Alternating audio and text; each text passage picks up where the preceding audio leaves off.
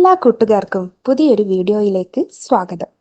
എൻ്റെ കുക്കിങ്ങും ദിനചര്യകൾക്കുമൊപ്പം നിങ്ങൾക്ക് ഉപകാരപ്പെടുന്ന ചില അറിവുകൾ പങ്കുവെക്കാനാണ് ഈ വീഡിയോ. പറയുന്ന കാര്യങ്ങൾ മാത്രം ശ്രദ്ധിക്കുക. വിഷ്വൽസ് ശ്രദ്ധിക്കേണ്ടതില്ല. എഡ്യൂക്കേഷണൽ പർപ്പസ് മാത്രം ഉദ്ദേശിച്ചുള്ള ഈ വീഡിയോ കല്യാണം കഴിച്ചവർ മാത്രം കാണാൻ ശ്രമിക്കുക. വീഡിയോ ഉപകാരപ്രദമാണ്, മറ്റുള്ളവരും അറിയേണ്ടതാണ് എന്ന് തോന്നുന്നുവെങ്കിൽ ഷെയർ ചെയ്ത് സപ്പോർട്ട് ചെയ്യാൻ മടിക്കരുത്. അപ്പോൾ നമുക്ക് വീഡിയോയിലേക്ക് കടക്കാം. സ്ത്രീകളിലെ വെള്ളപ്പൊക്കിനെ കുറിച്ചാണ് ഇന്നത്തെ ഈ വീഡിയോയിൽ ഷെയർ ചെയ്യുന്നത്.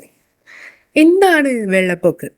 അതെ, സാധാരണഗതിയിൽ സ്ത്രീകളുടെ യോനിയിൽ നിന്നും നശിച്ച കോശങ്ങളും ബാക്ടീരിയയും യോനിയിലുള്ള ഗ്രന്ഥികളിൽ നിന്നും പുറപ്പെടുവിക്കുന്ന ദ്രാവകം വഴി പുറന്തള്ളുന്നു.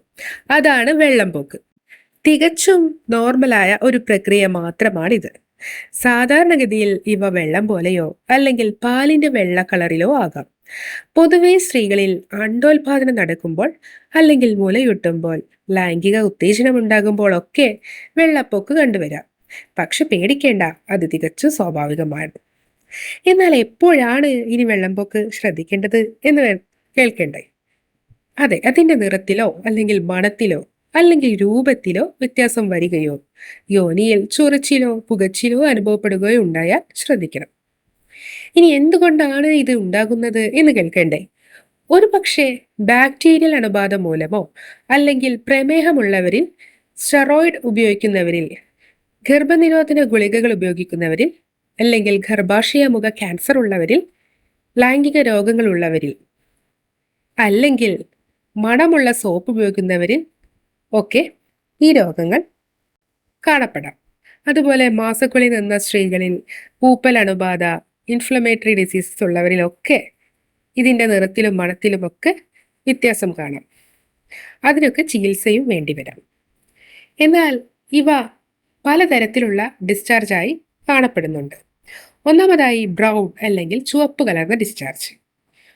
ഒരുപക്ഷെ സ്പോട്ടിംഗ് ആയി ചുവപ്പോ ബ്രൗണോ നിറത്തിലോ രക്തം കാണാം. ഇങ്ങനെ കണ്ടാൽ ചിലപ്പോൾ അബോർഷൻ ആവാം. ഗർഭിണിയാകാൻ സാധ്യത ഉണ്ടെങ്കിൽ ശ്രദ്ധിക്കണം. കൂടാതെ എൻഡോമെട്രിയൽ ക്യാൻസർ, ഗർഭാശയമുഖ ക്യാൻസർ തുടങ്ങിയവയിലും ഇവ കാണപ്പെടുന്നുണ്ട്. രണ്ടാമതായി മഞ്ഞ നിറമോ അല്ലെങ്കിൽ പച്ച നിറമോ. ലൈംഗിക രോഗങ്ങളായ ഗൊണോറിയ അല്ലെങ്കിൽ ക്ലൈമേഡിയ ആകാം. മൂന്നാമതായി കൈകളിൽ ഒട്ടിപ്പിടിച്ച് വലിയുന്ന തരത്തിലുള്ളവാണെങ്കിൽ അവ അണ്ടോൽപാദനത്തെ സൂചിക്കുന്നു. ഇനി പതഞ്ഞ മഞ്ഞയോ പച്ചയോ നിറമാണെങ്കിൽ ഇവ സുരക്ഷിതമല്ലാത്ത ലൈംഗിക ബന്ധത്തിലൂടെ പകരുന്ന ഒരുതരം രോഗമാണ്, ട്രിക്കോമോണിയാസിസ്. ചിലപ്പോൾ ഇതാവാം. അടുത്തതായി കട്ടിയുള്ള വെള്ള നിറത്തിൽ പാൽക്കട്ടി പോലെയുള്ള ഡിസ്ചാർജ്. ഇത് ഈസ്റ്റ് അണുബാധം മൂലം ഉണ്ടാകുന്നതാണ്.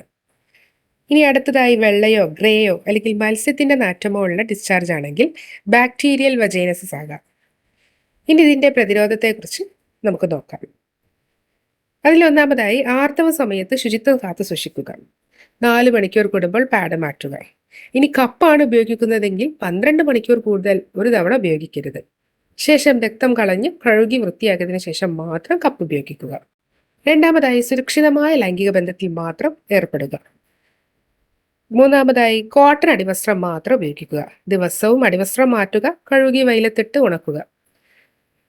വെയിൽ അണുബാധ അകറ്റുവാൻ സഹായിക്കുന്നുണ്ട്. അതിനാൽ നനഞ്ഞ അടിവസ്ത്രം ഉപയോഗിക്കാതിരിക്കുക. നാലാമതായി മണമുള്ള സോപ്പുകൾ ഉപയോഗിച്ച് യോനി കഴുകാതിരിക്കുക. കട്ടി കുറഞ്ഞ സോപ്പ് അല്ലെങ്കിൽ വജൈനൽ വാഷ് ഉപയോഗിച്ച് കഴുകുക. അഞ്ചാമതായി ഫ്ലേവേർഡ് കോണ്ടം ഓറൽ സെക്സിന് വേണ്ടിയുള്ളതാണ്.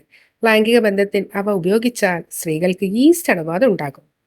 അതുകൊണ്ട് ഫ്ലേവേർഡ് അല്ലാത്ത സാധാരണ കോണ്ടം മാത്രം ഉപയോഗിക്കുക. ആറാമതായി അണുബാധ ഉണ്ടെന്ന് സംശയം തോന്നുകയാണെങ്കിൽ ഉടനെ ഡോക്ടറെ കാണിക്കുക. അല്ലെങ്കിൽ അണുബാധ കൂടി PID പോലെയുള്ള അസുഖങ്ങൾ വരാം. ഏഴാമതായി ടിഷ്യോ തുണിയോ ഉപയോഗിച്ച് തുടക്കുമ്പോൾ യോനിയിൽ നിന്നും ഒരിക്കലും മുൻപോട്ട് തുടക്കരുത്, പിറകോട്ട് തുടക്കുക. ഒരിക്കലും പിന്നിൽ നിന്ന് മുൻപോട്ട് തുടക്കരുത്. കാരണം മലദ്വാരത്തിന് ചുറ്റുമുള്ള അണുക്കൾ യോനിയിൽ വരുവാൻ സാധ്യതയേറുന്നു. അതിനാൽ മുൻപിൽ നിന്ന് പിന്നിലോട്ട് മാത്രം തുടക്കുക. ഈ രീതി കുട്ടികളിലും ഉപയോഗിക്കുക. അപ്പോൾ ഈ വീഡിയോ നിങ്ങൾക്ക് ഉപകാരപ്രദമെന്ന് കരുതുന്നു. ഇതുപോലെ നിങ്ങൾക്ക് ഉപകരിക്കുന്ന മറ്റൊരു വീഡിയോയുമായി വീണ്ടും കാണാം. അതുവരേക്കും ബൈ.